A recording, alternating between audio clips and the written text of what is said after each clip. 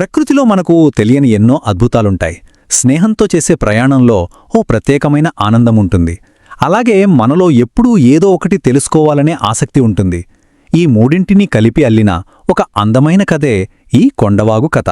పదండి, ఈరోజు ఆ కథలో ఏముందో చూద్దాం. అవును, ఒక చిన్న వాగు, అదేంటి మనకు నేర్పేది? వినడానికి చాలా మామూలుగా అనిపించొచ్చు ఈ ప్రశ్న. కాని ఈ మొత్తం కథ ఈ ఒక్క ఆలోచన చుట్టూనే అంత అద్భుతంగా సాగుతోందో మీరే చూస్తారు. ఈ కథ మొత్తం మనకు చెప్పేది ఒక స్నేహితుడు జావేద్ అనే అబ్బాయి తన మిత్రుడు వెంకట్కు ఒక ఉత్తరం రాశాడు.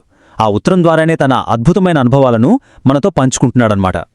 చూడండి, ఆ ఉత్తరంలోని మొదటి మాటలే ఎంత ఆత్మీయంగా ఉన్నాయో. జావేద్ తన స్నేహితుణ్ణి, మిగతా మిత్రులను ఎలా పలకరిస్తున్నాడో, వారి మధ్య ఎంత మంచి స్నేహం ఉందో దీన్ని బట్టే అర్థమవుతుంది. ఈ స్నేహమే వాళ్ల సాహసానికి పునాది వేసింది. సరే, అసలు కథ ఇక్కడే మొదలవుతుంది. దసరా సెలవులకి జావేద్ తన స్నేహితుడైన రామం వాళ్ల ఊరికి వెళ్లాడు. అక్కడ రామం ఇంకా సూర్యతో కలిసి చేసిన ఓ చిన్న ప్రయాణం వాళ్ల జీవితంలో ఒక మర్చిపోలేని అనుభవంగా ఎలా మారిందో ఇప్పుడు తెలుసుకుందాం. ప్రతి కథకు ఒక హృదయం లాంటి ప్రదేశం ఉంటుంది కదా. మరి ఈ కథకు ప్రాణం పోసింది ఆ ఊరి పక్కన నిశ్శబ్దంగా ప్రవహించే ఆ కొండవాగే. వాళ్ల అన్వేషణకు, ఆ సాహసానికి నాంది పలికింది కూడా అదే. రామం వాళ్ల ఊరంటే అచ్చం పచ్చదనానికి ప్రతిరూపం. చుట్టూ కొండలు, ఆ కొండల మధ్యలోంచి స్వచ్ఛమైన నీటితో ప్రవహించే ఓ ఊటవాగు. ఆ వాగు వాళ్ల పొలాలకు ప్రాణం పోస్తుంది, వాళ్ల అవసరాలు తీరుస్తుంది.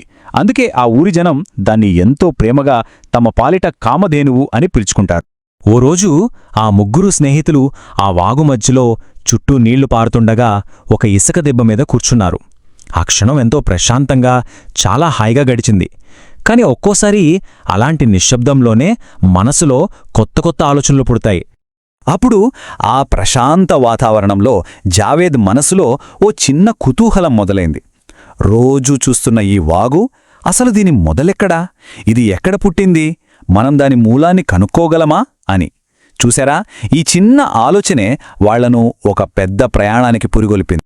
ఇక అంతే, ఆలోచన వచ్చిందే తడవుగా ఆ ముగ్గురు స్నేహితులు ఆ వాగు పుట్టిన చోటుని వెతుక్కుంటూ కొండపైకి ప్రయాణం మొదలుపెట్టారు.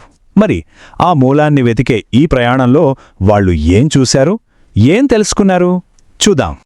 దారి అంత సులువుగా ఏమీ లేదు సుమా. ఎత్తుపల్లాలు, రాళ్లు రప్పలతో నిండిన ఆ దారిలో నడవడం జావేద్కు కొత్త అనుభవం.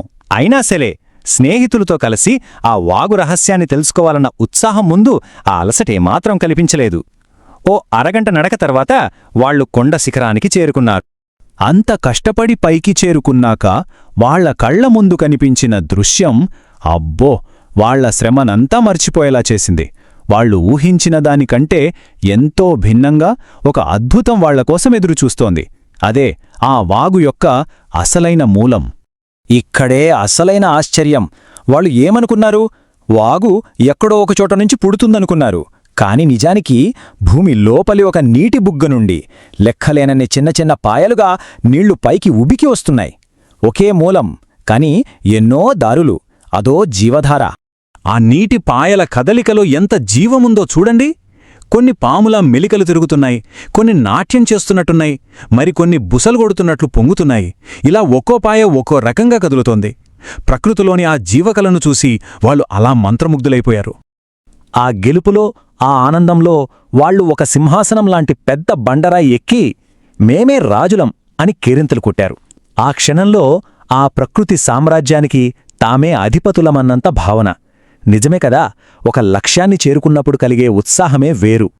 ఎత్తుకు వెళ్లినప్పుడు కింద ఉన్న ప్రపంచం ఎంత వింతగా, ఎంత కొత్తగా కనిపిస్తుందో కదా.